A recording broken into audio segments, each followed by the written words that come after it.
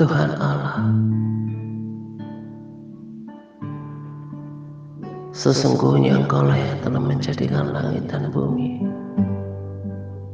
dengan kekuatan-Mu yang besar dan dengan lengan-Mu yang terentang. Tiada sesuatu apapun yang mustahil untuk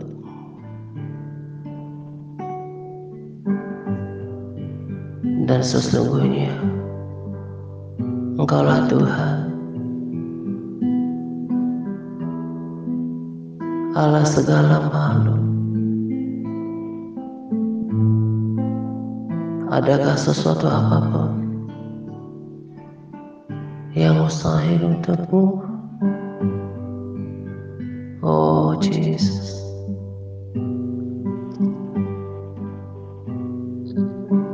sebab itu ku memuji-Mu, Engkau Allahku. Mulutku kan selalu puji-Mu dan angkat tangan sembah-Mu, tinggikan nama-Mu, Yesus, kemuliaan bagi-Mu.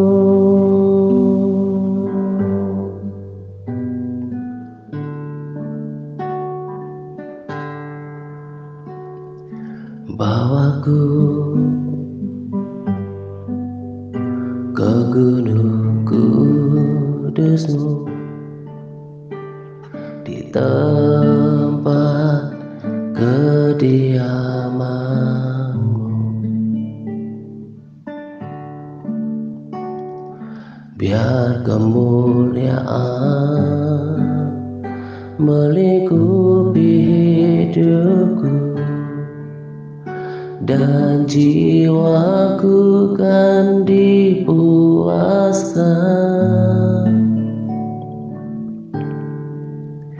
hanya dekat-Mu, itu yang ku perlu. Kau sumber penghiburanku dan Kau yang lupakan air mataku jadi lembah yang bermata air.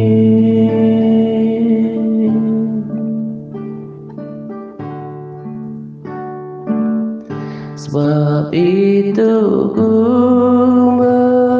memuji-Mu, Engkau Allahku.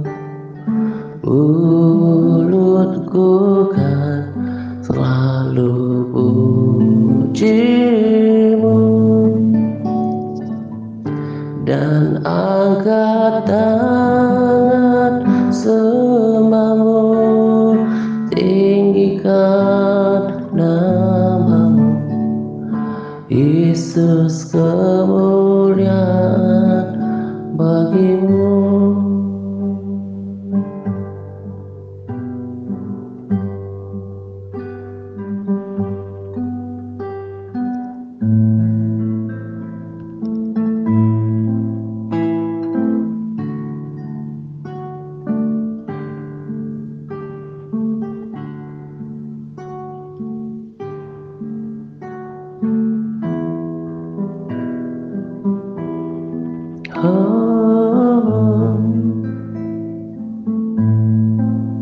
Kau Allah yang besar,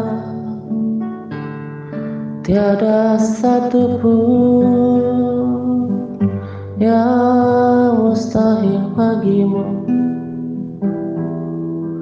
Semua mungkin bagi-Mu, sebab Kau Allah Maha Kuasa.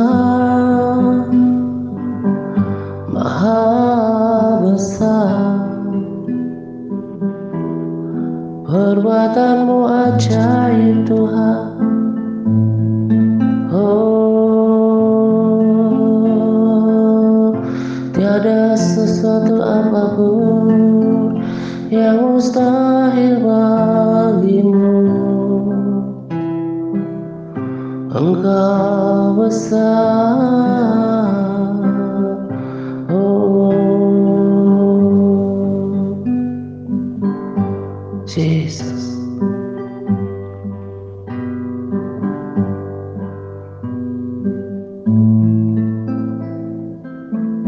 Kau yang menciptakan langit dengan tanganmu yang terentang.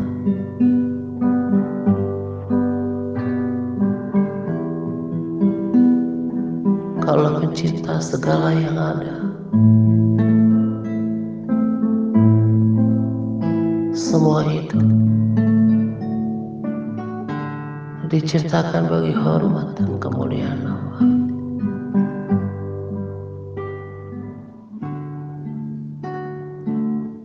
Sebab kau besar, perbuatanmu ajaib, tiada seperti Engkau, yes Lord. Tiada seperti Engkau, sebab kau besar, perbuatanmu ajaib, tiada seperti Engkau, tiada seperti Engkau.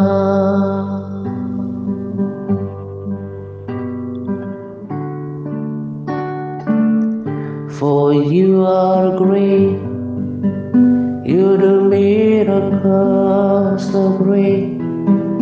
There is no one else like you. There is no one else like you.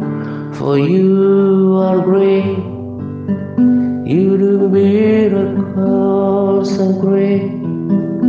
There is no one else like you. There is no one else like you. Sebab kau besar, perbuatanmu ajaib, tiada seperti Engkau, tiada seperti Engkau.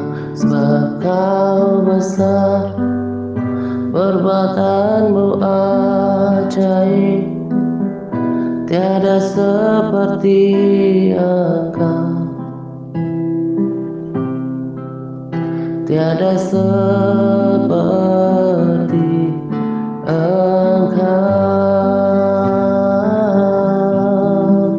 tiada seperti Engkau,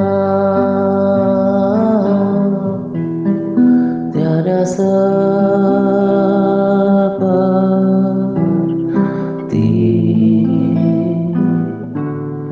Yesus.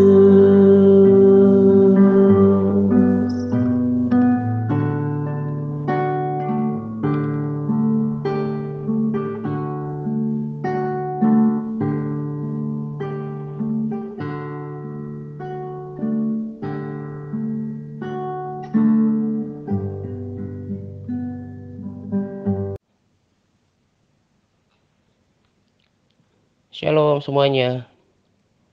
Salam damai sejahtera untuk kita sekalian. Pada kesempatan ini saya akan berbagi sharing dari rema pembacaan firman Tuhan yang saya lakukan. Saya masih membaca Alkitab di kitab Bilangan gitu ya. Dan bersyukur sekali sampai pada tahap sekarang di mana semakin hari semakin uh, uh, banyak putaran pembacaan Alkitabnya, semakin uh, dalam mengerti firman Tuhan. Jadi menurut pemahaman saya, selain adanya Roh Kudus yang mengajarkan kita kebenaran firman Tuhan, tetapi ketekunan kita juga akan berpengaruh, berdampak besar pada kemampuan kita untuk memahami firman Tuhan, gitu. Dulu saya masih ingat ketika baca Alkitab pertama sekali, suka ingin segera atau pengen cepatan menyelesaikan kitab-kitab yang nggak dimengerti, gitu ya. Pada umumnya kitab Perjanjian Lama, gitu ya, yang memang tidak mudah dimengerti. Tetapi sekarang berbeda, gitu. Nggak pengen beranjak ke ke kitab-kitab Perjanjian baru yang lebih mudah dipahami, karena di dalam setiap kitab juga ada ada ada pewahyuan, gitu ya, ada rema, ada makanan rohani yang tersedia. Jadi tetap dinikmati saja setiap kitabnya, gitu. Dan saya sungguh berharap setiap orang yang berkomitmen untuk membaca firman Tuhan bersama dengan saya di dalam komunitas ini juga mengalami hal yang sama, gitu. Jadi membaca Alkitab itu bukan sekedar rutinitas, apalagi keterpaksaan, gitu. Tapi sebuah kenikmatan, keterikatan, dan kerinduan untuk bergaul dengan firman Tuhan. Karena pada dasarnya Tuhan berbicara lewat firman-Nya yang kita nggak perlu uji. Kalau ada orang-orang tertentu yang berkata Tuhan berbicara sorry kepada saya, entah di dalam hatinya ketika ia tersadar atau lewat mimpi, itu kan perlu diuji, gitu. Setara nggak dengan firman Tuhan. Tapi kalau firman Tuhan itu, rema itu yang diwahyukan Roh Kudus itu teruji. Jadi bagi pemula pun firman Tuhan sangat tepat untuk belajar dan mengenal Tuhan itu sendiri, gitu. Nah, saya baca tempo hari di Bilangan 21, gitu. Di ayat 4 saya baca sampai ayat 6, ya. Ayat 4 Bilangan 21. Setelah mereka berangkat dari Gunung Hor, berjalan ke arah laut Teberau untuk mengelilingi tanah Edom, maka bangsa itu tidak dapat lagi menahan hati di tengah jalan. Saya bold di sana, maka bangsa itu tidak dapat lagi menahan hati. Nah, ini kalau kita sungguh-sungguh membaca firman Tuhan dan memperhatikan kata-katanya dengan baik, itu, maka ini adalah penyakit yang sangat kental di dalam diri orang Israel ketika mereka diproses di padang gurun. Tidak cakap untuk menjaga hatinya, gitu. Kalau lihat perjalanan mereka bersama dengan Musa, bahkan tidak hanya 1-2 kali mereka mendapat menyaksikan mujizat dari Tuhan atau mendapatkan penghukuman dari Tuhan, tapi tidak berapa lama kemudian hati mereka bersungut-sungutlah, kemudian memberontaklah, gitu kan. Eh, eh, eh, Intinya tidak bisa menahan hati. Nah, ini adalah sebuah sikap hati yang sangat memuakkan hati Tuhan. Jadi pada judul saya tulis bahwa sikap hati yang memuakkan hati Tuhan, dan itu pada dasarnya dimiliki oleh semua orang yang belum diubahkan. Di waktu-waktu yang lalu saya sering bersaksi ketika 20 tahunan yang lalu ada seorang hamba Tuhan yang menubuatkan saya bahwa Tuhan mau pakai kamu asal kamu tinggalkan kebiasaan buruk kamu. Sebetulnya dulu kan saya sering bersaksi tentang dosa anak muda, tapi sebetulnya ada satu yang saya sadar uh, juga adalah kebiasaan buruk saya adalah panas hati. Dulu saya suka panas hati gitu. Ingin membalaskan yang jahat kepada orang karena saya orang yang totally rejected, orang yang dari kandungan itu tertolak, tidak diinginkan, karena bukan berarti karena kedua orang tua saya, terlebih mama saya tidak menginginkan diri saya secara personal, tapi saya ini anak terakhir gitu. Anak ke-12 dari 12 bersaudara, anak bungsu. Jadi mama saya udah sangat berumur, udah pastilah sudah eh, sekitar 40-an gitu ya. Jadi udah sangat tua untuk melahirkan gitu, udah lemah fisiknya. Kemudian saya ada gitu ya.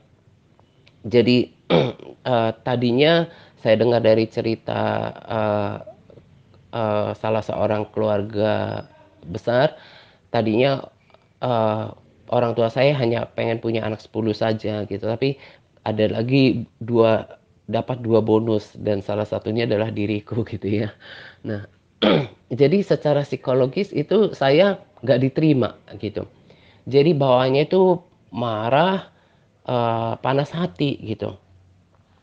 Nah,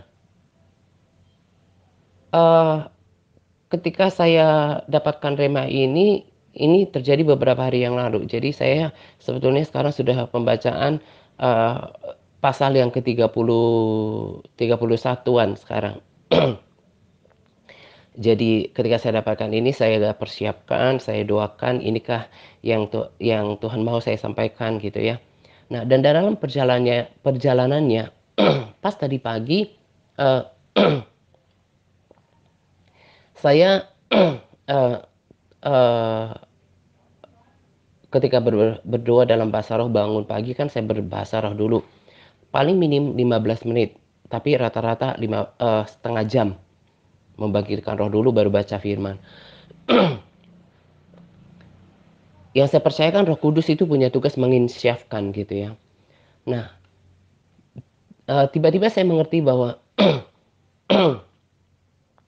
dulu kamu ini jangan dilebih-lebihkan ya, saya bahasakan saja. Dulu kalau saya itu orangnya suka menyerang orang sebetulnya. Sekalipun udah pelayanan, di awal-awal uh, kedagingan itu tidak automatically uh, hilang gitu. Itu by proses. Masih ada panas hatinya.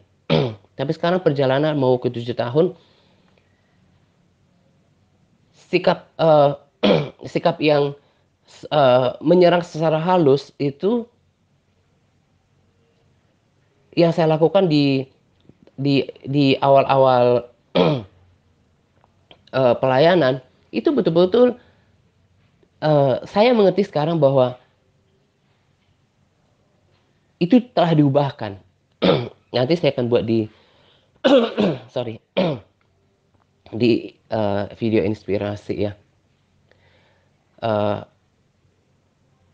khusus untuk ini.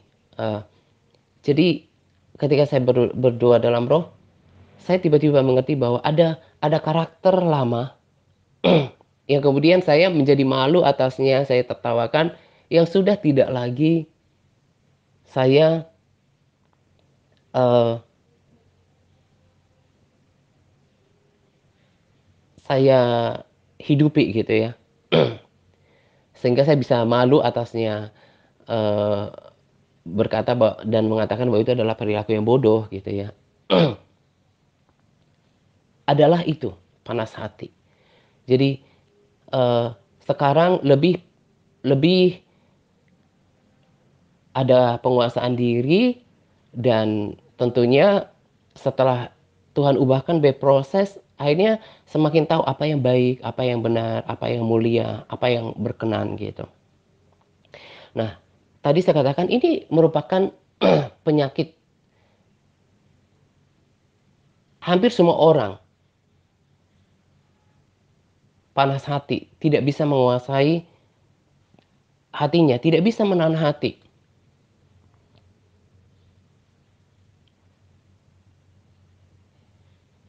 Konteks ini biasanya terjadi atas dua hal, ya, atas dua hal.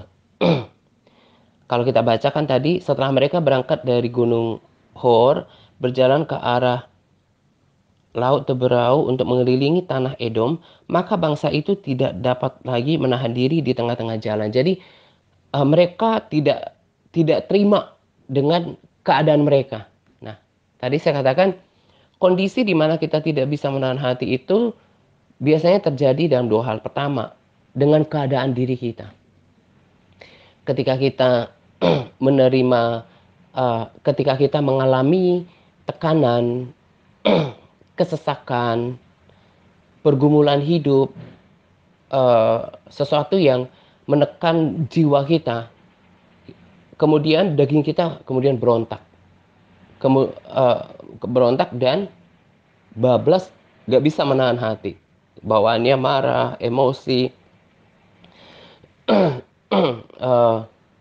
panas hati gitu ya. Lalu konteks yang kedua, ketika ada pihak lain yang menyerang diri kita. Tadi yang pertama dalam konteks menerima kenyataan hidup.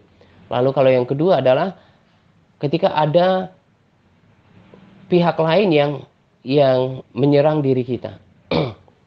Apakah kita bisa menahan hati atau membalas jahat dengan yang jahat? Sementara firman Tuhan katakan jangan membalas yang jahat dengan yang jahat. Nah, ini memang bukan perkara yang mudah. Bukan perkara yang mudah. Tapi kita kalau mau diubahkan sama seperti Kristus, kalau kita mau berkenan dan bahkan kalau kita mau masuk surga, ini harus dibereskan selama kita hidup di dunia ini. Perkara cakap menahan hati.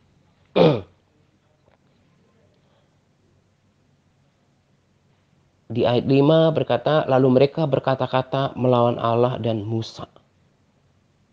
Itu betul-betul kebangetan gak ya? Menurut saya sangat kebangetan. Mereka berkata-kata melawan Allah dan Musa. Karena hatinya yang tadi, mereka gak bisa menahan tekanan yang mereka rasakan di tengah jalan, dalam hidup. Kemudian mereka berontak. Lalu apa respons Tuhan? Ayat 6. Lalu Tuhan menyuruh ular-ular tedung ke antara bangsa itu yang memagut mereka, sehingga banyak dari orang Israel yang mati. Nah, tadi kan saya katakan konteks menahan hati ini biasanya pada umumnya terjadi dalam dua aspek ketika kita menjalani hidup. Kalau saya tidak salah, bahasa Inggris daripada sabar menanggung segala sesuatu itu adalah long sufferings. Ya, long suffering. kalau saya tidak salah, saya nggak sempat buka tadi. Tahan menderita.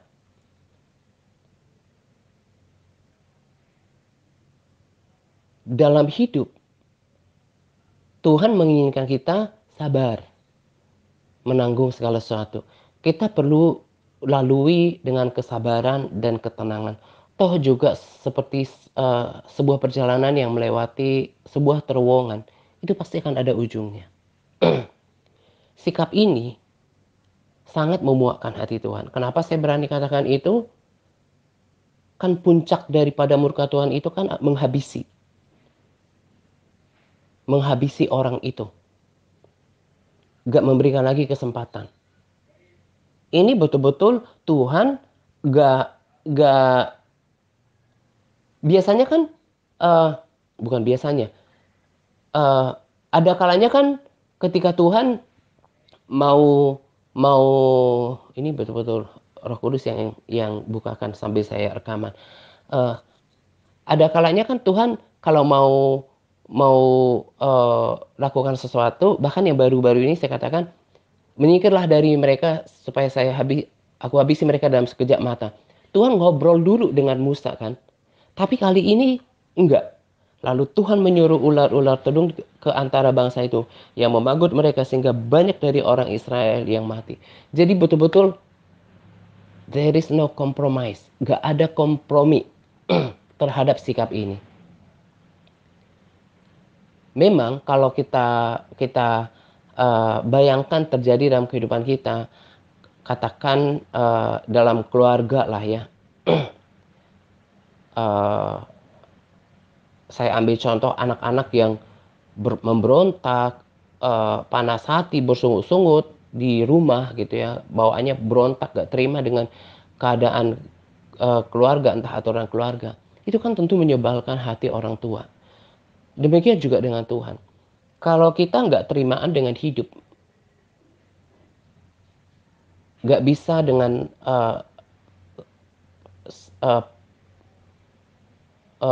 long suffering, sabar yang panjang gitu ya. Kalau nggak sampai bisa bersyukur, paling tidak bersabar. Harusnya kan mengucap syukur dalam segala hal. Tapi paling tidak pada tahap bersabar, kita harus capai. Tuhan menyuruh ular-ular tedung ke antara bangsa itu. Itu umat pilihan loh. Gak ada kompromi. Langsung banyak dari orang Israel yang mati. Karena apa? Karena sikap yang tidak bisa menahan hati. Kita juga bisa belajar dari Kain. Peristiwa Kain membunuh Habel. Saya juga tulis pada capas dan saya hanya tekankan pada rekaman ini kata-kata yang saya bold. Jadi di situ saya tekankan, lalu hati Kain menjadi sangat panas dan mukanya muram. Kemudian di ayat selanjutnya kan dia memukul adiknya Habel lalu membunuhnya. Jadi panas hati hanya akan membawa kita kepada dosa berikutnya. Kan ketika Allah memperingatkan Kain, dosa kalau kalau kamu tidak bisa menjaga hatimu, maka dosa akan mengintip. Artinya ketika kita nggak bisa menguasai hati kita, maka akan cenderung terlampiaskan dengan tindakan dosa yang lain. Seperti Kain membunuh Habel. Seperti bangsa Israel yang gak bisa menahan hati lalu berkata-kata melawan Allah dan Musa. Dan itu bukan karakter Yesus.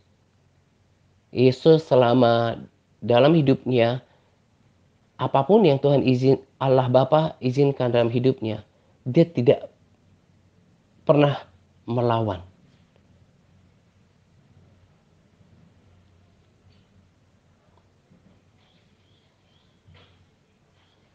Di ayat hafalan kita di Amsal 4 ayat 23 berkata, jagalah hatimu dengan segala kewaspadaan, karena dari situlah terpancar kehidupan.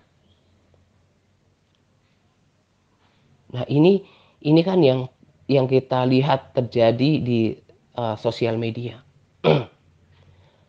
Ada orang-orang tertentu yang bahkan bergelar hamba Tuhan, ya. Ada tentunya oknum di sini. Ada juga orang Kristen yang bukan oknum hamba Tuhan, tapi mungkin ngerti firman Tuhan, gak bisa menahan hati. Akhirnya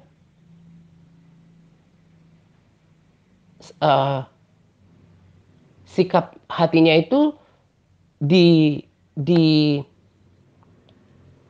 diwujudkan dalam bentuk kata-kata yang tidak membangun, yang berdebat lah, yang menjelek-jelekkan lah, menyerang orang lain, memfitnah.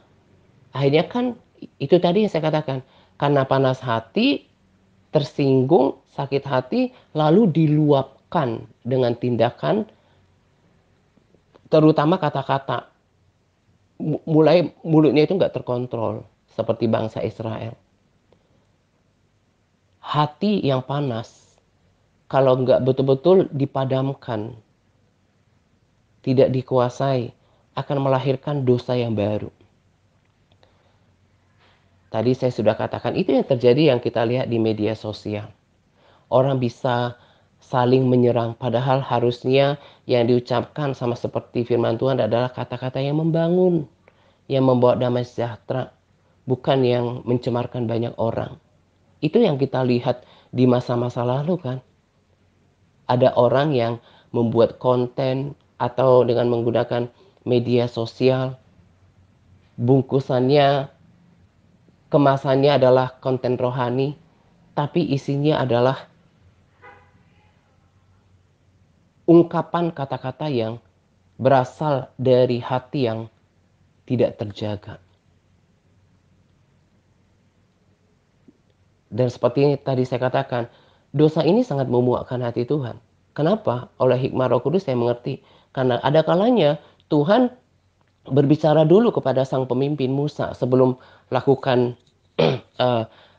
penghukuman. Itu berarti kan Tuhan masih ada satu tahap lagi untuk menahan hatinya. Menahan penghukumannya.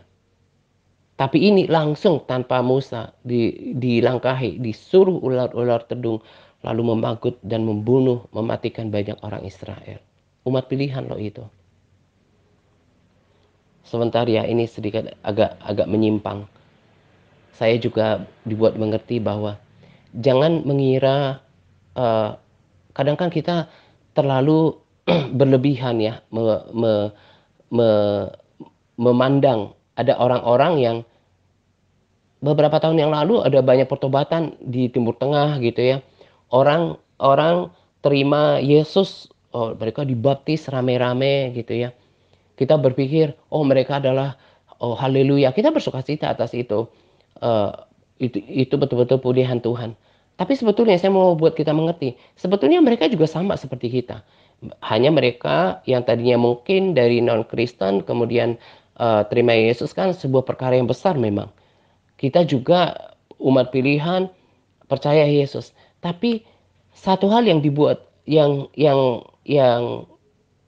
Roh Kudus buat saya mengerti bahwa jangan kemudian bermegah dengan itu.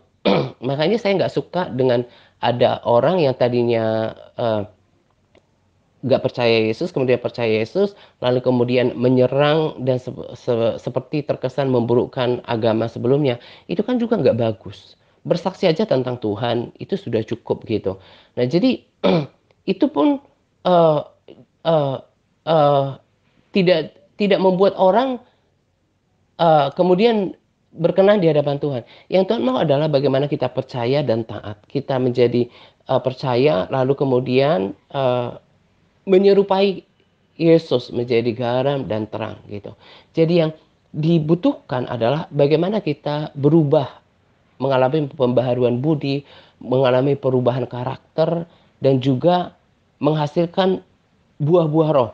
Karena di salah satu daripada buah roh itu adalah penguasaan diri.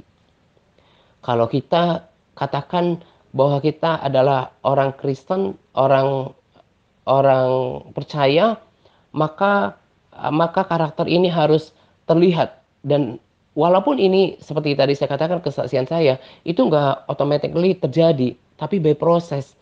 Akhirnya karakter penguasaan diri itu terus bertumbuh, dan itu nggak enak ketika kita membangunnya. Selain buah roh, di 2 Petrus 1 ayat 5 sampai 7, saya bold di sana juga dikatakan bahwa justru karena itu kamu harus dengan sungguh-sungguh berusaha untuk menambahkan kepada imanmu kebajikan, dan kepada kebajikan pengetahuan, dan kepada pengetahuan penguasaan diri. Kenapa bangsa Israel bisa-bisanya melawan Allah loh dan Musa? Karena apa? Tidak ada penguasaan diri. Belum lama kita telah belajar makna daripada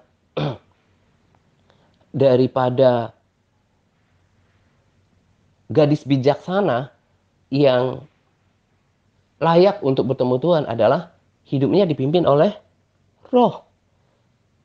Salah satu tanda orang yang dipimpin oleh roh adalah adanya penguasaan diri. Jadi kalau ada orang Kristen, mengaku orang Kristen, tapi perkataannya liar, sikapnya bertentangan dengan kebenaran, itu bukanlah gadis bijaksana. Dia bukanlah orang Kristen sejati. Kembali pada apa yang saya katakan di awal, konteks menjaga hati ini itu berkenaan dengan hidup yang kita alami. Kalau kita menghadapi masa-masa susah, masa-masa sukar, tekanan, kesesakan tidak mengenakan daging kita, apakah kita memiliki long suffering? Apakah kita memiliki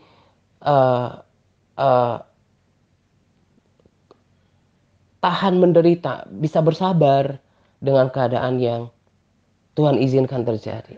Atau ketika ada orang yang menyerang diri kita, menjelek-jelekan kita, memfitnah, menggosip, apakah kita menyerang balik? Ini kan terkait dengan bagaimana penguasaan hati.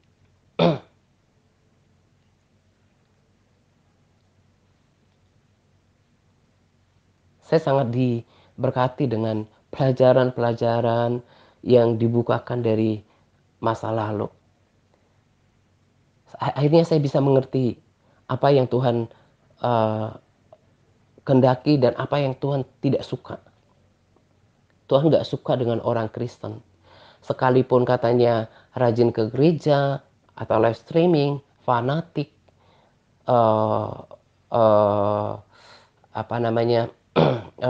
kelihatannya heboh dengan perayaan Natal. Ini kan bentar lagi mau perayaan Natal gitu ya. Sibuk dengan pelayanan. Kalau tidak ada penguasaan diri, dalam prinsip saya, orang ini tidak mungkin berkenan di hadapan Tuhan. Sebab orang yang hidup dipimpin oleh roh, yang merupakan arti daripada seorang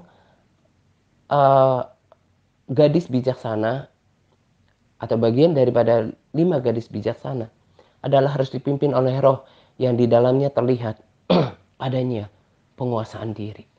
Jadi kalau ada orang yang dalam hidupnya karena tertekan, karena mengalami kesesakan, mengalami kesukaran, kemudian dia berontak gitu, berarti tidak memiliki buah roh. Dan orang ini tidak berkenan di hadapan Tuhan. Atau kalau ada orang yang kemudian diserang orang lain, digosipin, difitnah, dijelek-jelekan atau apapun itu yang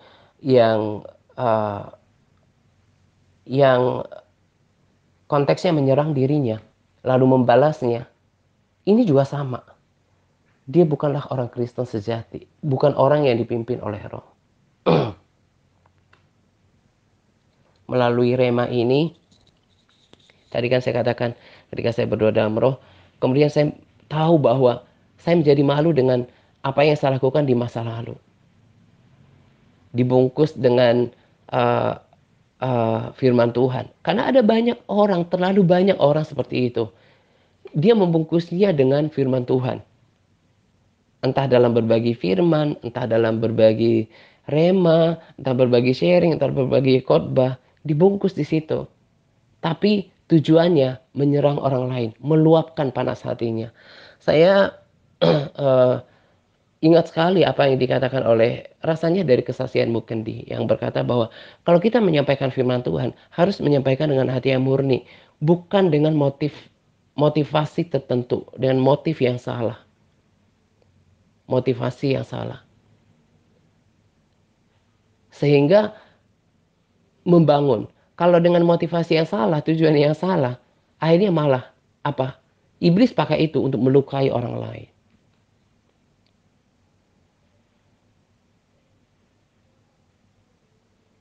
Tadi saya katakan mungkin dia nggak oknum hamba Tuhan, tapi orang Kristen yang tahu banyak firman Tuhan, lalu dipakailah pengetahuannya itu untuk menyerang orang lain. Itu terkait dengan sikap yang tidak menguasai hati, dan itu tidak berkenan. Kita bisa lihat orang yang dipimpin oleh roh dari apa?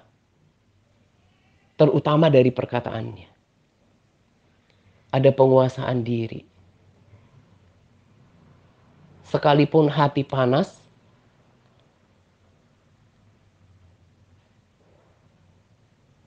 dan firman Tuhan katakan jangan biarkan sampai matahari tenggelam. Secara manusia, emosi itu ada. Tapi nggak boleh memberikan tempat. Dan harus cepat memadamkannya. Supaya nggak menjadi liar dan menimbulkan dosa baru. Lihat saja di media sosial, entah di Facebook, entah di kanal YouTube. Mereka yang tidak menjaga perkataannya, berarti tidak cakap menjaga hatinya. Sebab apa yang keluar dari mulut itu timbul dari hati. Apalagi tindakan-tindakan yang yang yang menentang gitu ya. Karena terutama tadi saya katakan di pelayanan juga gitu. Saya nggak habis pikir ketika ada oknum-oknum tertentu yang ini bukan cuma di satu daerah, tapi di berbagai daerah. Kemudian membuka pelayanan dengan uh, dengan perpecahan. Harusnya kan pelayanan itu dimulai ketika pada umumnya gereja pusat mungkin atau gereja induk mengutus pelayan tertentu untuk membuka mungkin cabang atau ranting baru atau pelayanan baru gitu ya. Atau ada orang yang dapat panggilan ke desa-desa, ke pedalaman, ke pegunungan, mungkin misi ke daerah atau seperti kita di sosial media. Tapi tidak satu dua kali saya dengarkan ada orang-orang yang kemudian membuka pelayanan sendiri dengan perpecahan, dengan berontak gitu. Saya nggak habis pikir bagaimana orang ini nanti berhadapan dengan Tuhan lalu memegahkan pelayanan yang awalnya seperti itu. Karena nggak ada penundukan diri. Yuk kita mau belajar dari Rema ini. Dan ini harus menjadi pekerjaan yang terus menerus gitu ya. Saya contohkan aja hal yang simple gitu ya. Misalnya menjaga berat badan. Nah, banyak sekali kan orang pernah kurus atau bahkan mungkin pernah badannya atletis gitu ya, mungkin six pack. Tapi gak berapa lama kembali menjadi gemuk gitu.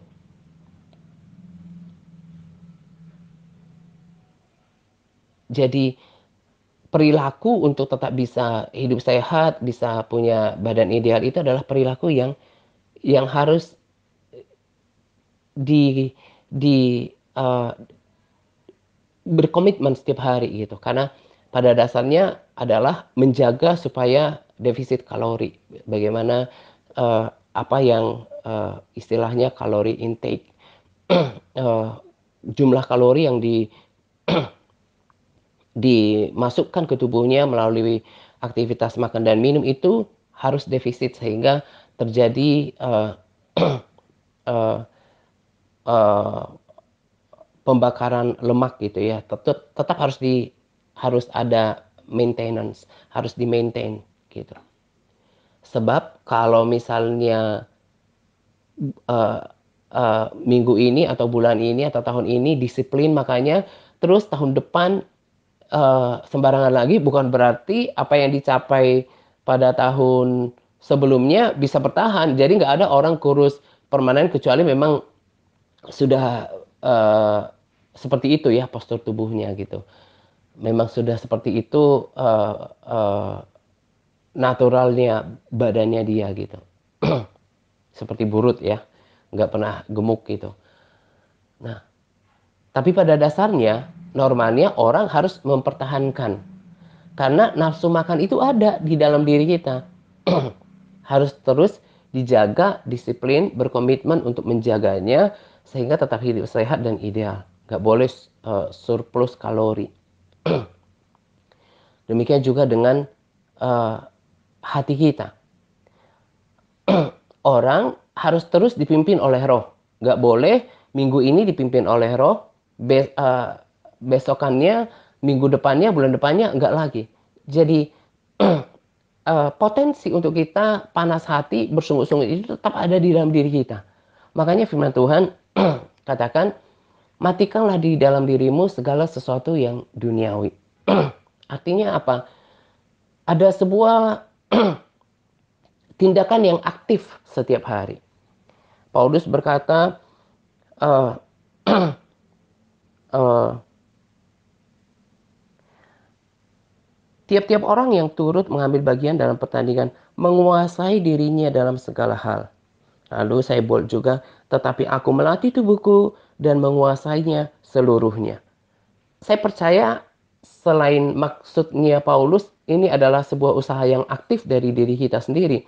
Tapi dia mau berpesan bahwa melatih tubuh dan menguasai seluruhnya itu harus dilakukan every single day, setiap hari. Itulah kenapa kita harus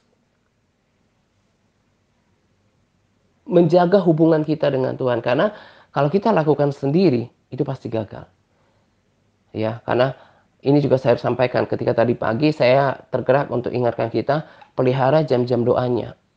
Makanya saya buat PPW siang itu sebetulnya bukan mau sok-sok kreatif, karena saya rasa ketika saya uh, uh, membuatkan video kiranya ke depan semakin baik gitu ya, karena saya rindu ada tempat seperti mini studio untuk saya bisa rekaman nanti lebih baik untuk memberkati kita, kiranya Tuhan buka jalan gitu. Kalau saya tunjukkan ekspresinya, menurut saya itu lebih pada menekankan pesannya. Tapi juga saya mau kasih tahu bahwa ini loh kehidupan saya, ada PPW siang. Nanti juga ke depan kalau semuanya sudah memungkinkan, saya juga akan buatkan PPW pagi. Nah, ini harus dibangun. Kalau orang mau bertumbuh, katanya mau bertumbuh di dalam kerohanian, lalu mau semakin dewasa, mau berubah, tanpa persekutuan dengan Tuhan, nggak mungkin terjadi. Karena sumber kekuatan untuk melakukan itu adalah dari Tuhan. Pergaulan kita dengan firman Tuhan dan pergaulan dengan Tuhan itu sendiri di dalam doa akan mengubahkan kita sama seperti Tuhan. Jadi perhatikan jam-jam doanya. Sudah terlalu sering saya katakan di waktu yang lalu kan, salah satu yang membuat orang menjadi lemah adalah dicek dulu kehidupan doanya. Karena kita nggak bisa terpisah daripada Tuhan. Yang membuat orang menjadi lemah adalah pasti salah satu penyebab utama adalah tidak adanya persekutuan yang erat lagi dengan Tuhan. Nggak punya intimasi lagi dengan Tuhan. Itu dijaga ya. Yang membuat juga para sahabat atau saudara nanti akan terlepas dari kita yang punya jiwa persekutuan dengan Tuhan ini juga yang ditekankan intimacy with God.